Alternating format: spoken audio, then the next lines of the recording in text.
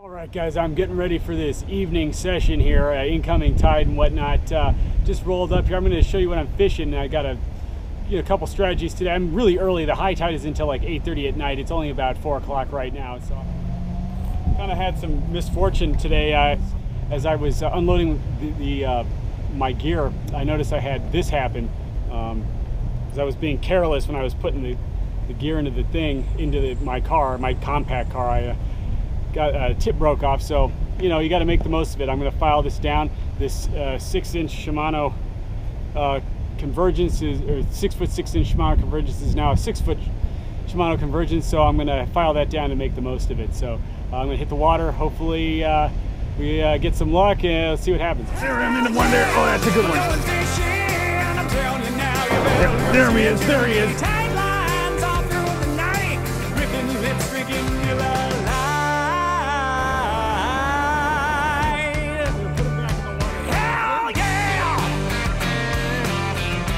And there's my adjustment there. That came off so easily. I just filed that a little bit. Hopefully it doesn't affect the casting too much. Flip this thing on out there. All right. This is like Santa Monica Palisades. Water was murky, and so I actually got in my car after this and drove over to this beach, which is basically Dockweiler. You guys know Dockweiler if you fish down here. It is, no mystery. You can hear the planes flying overhead, so that's where I'm at. And I found this this area here to end up being pretty good on this day. It was a short session.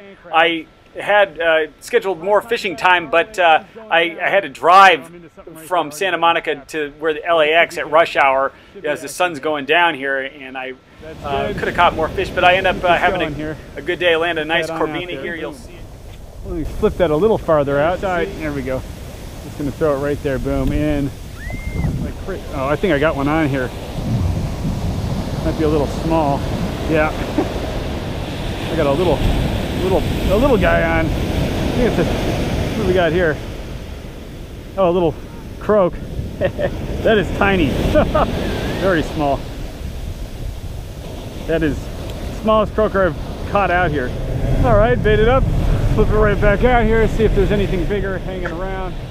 All right, guys, I am fishing, I guess what's considered a Carolina rig. It's a half-ounce weight, got a 3-foot leader, 4-pound test line, and at the end of it there's lugworm. And fishing bait because I don't have a lot of time to fish, and I just want the most action for the time I have on the water. You catch these species with other lures, but that's what I was using today. And oh, there we go, right into that Corbina. It ended up paying off. But it's something. Yeah. Oh, maybe a ray. I don't know what this thing is, but I got, could be a corb. Only got 4-pound test on here. But, oh yeah. Oh, that's a corb for sure. Let me see here. That's what we came for. There we go. There we go. There we go. Let the wave bring it on in. What? This Corbina was just dragging me all over the place.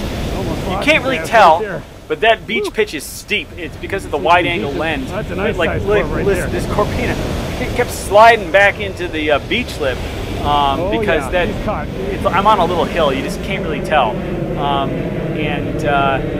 Corbina, they're tricky when you get them in close. I thought I had them right there. Didn't have them. Got to tire them out. Let this wave bring them in. Last wave. Woo! That's a nice Corbina there. Whoa, yeah.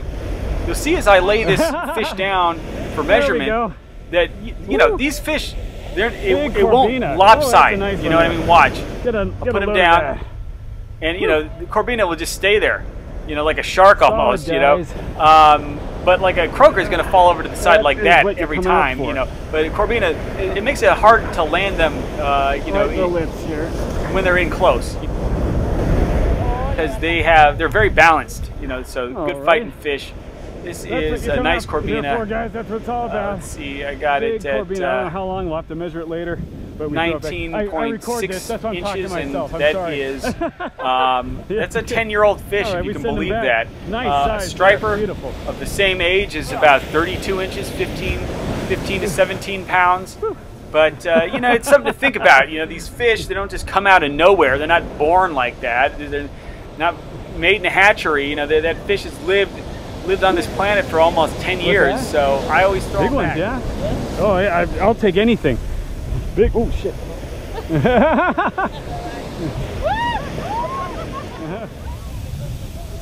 All right, flip this right on over. Here comes a breaker. Perfect, there it is. Right there. All right, so I charged back up here, got back out into the water. I get some more casts, it lulls, the sun's going down, losing light, but I do end up getting a nice croaker here. Not this first one, but the next one. Into something. It doesn't feel very big, but it's a fish. Let's see. What do we got here? Yeah, croak joke all the way. That's a decent one, actually. Didn't fight super hard. Love these things. They're so much fun. It's a skinny one. Just bait back out there.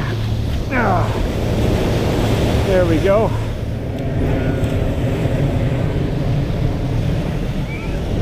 Okay, here we go. Really running out of light, so hopefully we can get some action going. There we go, out there. All right, about to get into a nice sized croaker here. You're gonna notice that it taps once and then it's then it's off. So here it comes. There's the tap. There it is. There he goes. There it is. Oh yeah. That thing's pulling. That's sizable. That's sizable. That is, if I had to guess, it's a big croaker. But it's something. Oh yeah. Oh yeah. Yeah, we got one on here. Oh yeah. Gain a little bit on him.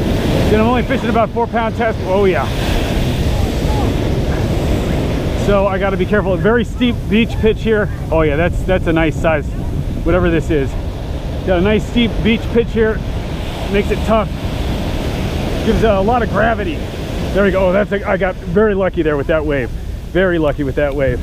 Yeah, big croaker. I could feel it. Nice big one. These things are really strong, man. Woo. And that's so true. They're always stronger than, you know, they kind of look. They hit, they run, they have a very distinctive fighting pattern, and then you know, you're expecting it to be like a 5-pound fish and you get it up here, and as you can see, it's a nice for a croaker, but you know, it's really not that big of a fish. Doing a really crappy job of handling it here. Definitely not. But yeah, these things, they pound for pound, they just fight really hard for their body size. Gotta love it. Send it back. That's what you want right there. He had lots of energy left. I got lucky on that last wave, man. Wasn't for that last wave, I'd still be fighting him. Whew.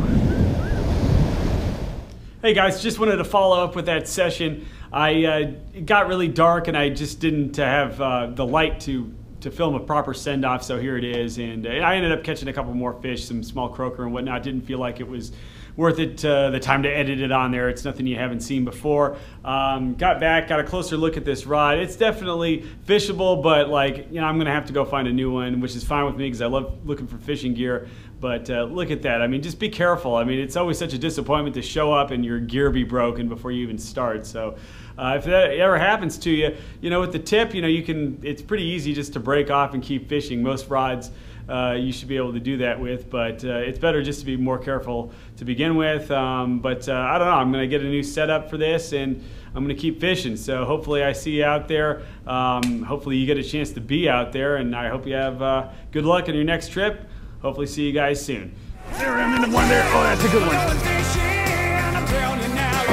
There he is. There he is.